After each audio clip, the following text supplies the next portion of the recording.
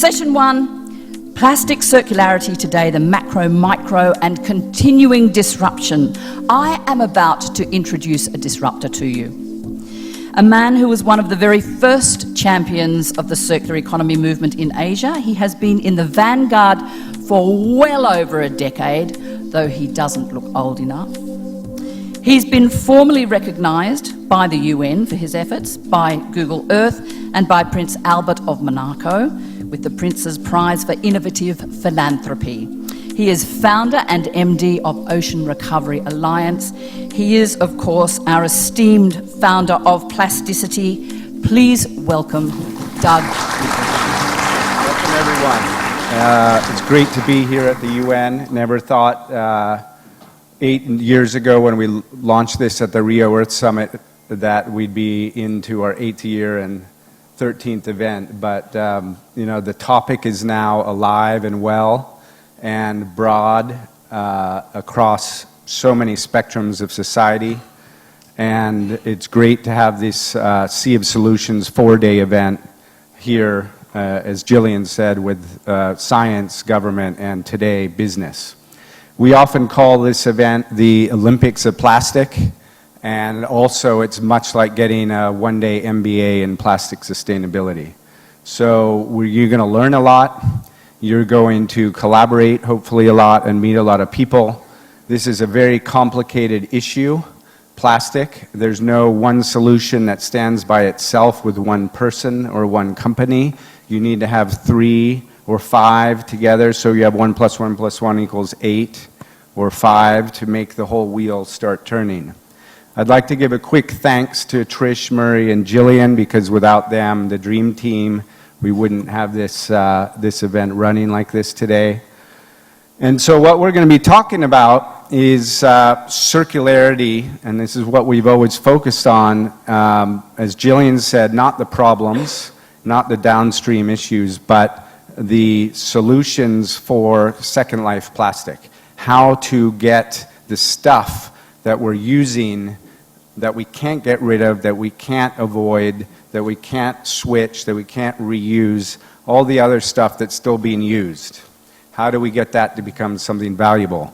When you look at your seating arrangements today, it's a semicircle.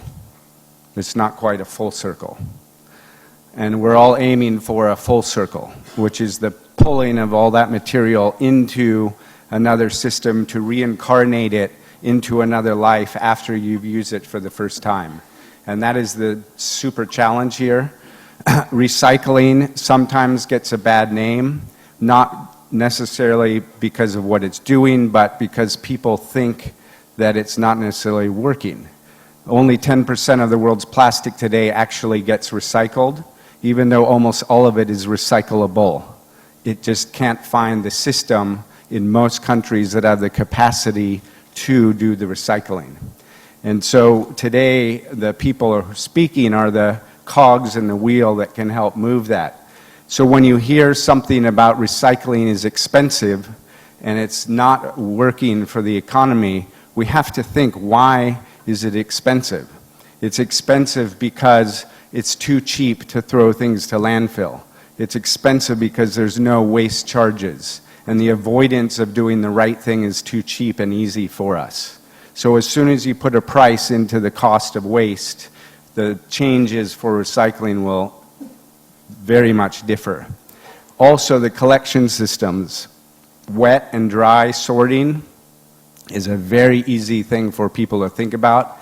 Today we have countries around the world worried about colored bins and the hope of people putting the right materials in the right bin without contamination, which immediately makes the value of recycling difficult to propagate and extract that value.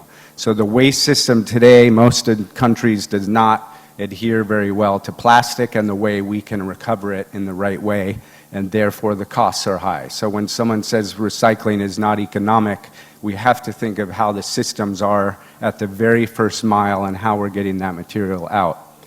2 other things that cause a bad name maybe for the image of recycling is not necessarily the plastic itself, but water treatment and also smell. And when a community has bad water and the local government sees wastewater coming out because it's a small facility that doesn't have the ability to put in the wastewater, or it's a maybe illegal or unenforced operation, that gives the whole recycling industry a bad name, and the government thinks, oh, we don't want those guys in our backyard. Water and air from that process is easily solved with technology.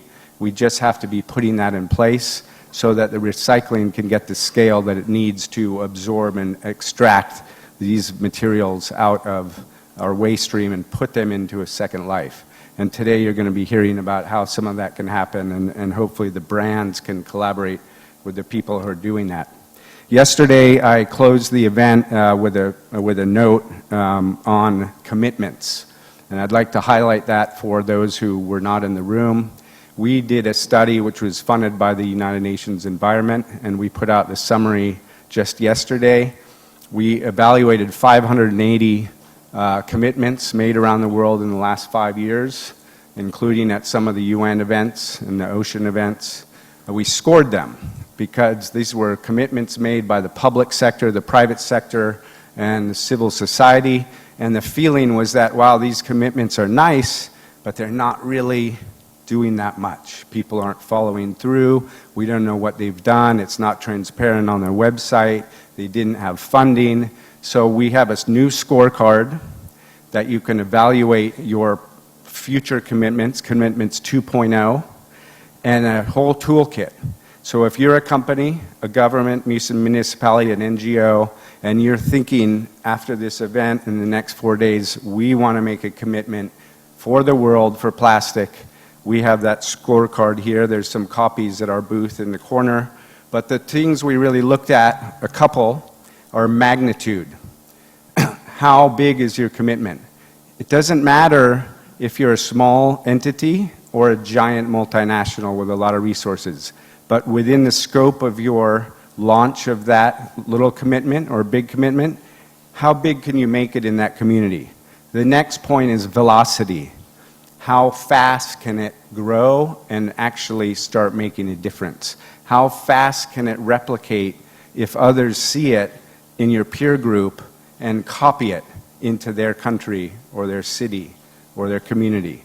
And what we want is high magnitude, high velocity commitments that really make a difference in version 2.0 of these. So hopefully today you'll get some great thinking. And I think with that, we're going to get on with the show. And thank you very much for coming today. It's going to be a great event.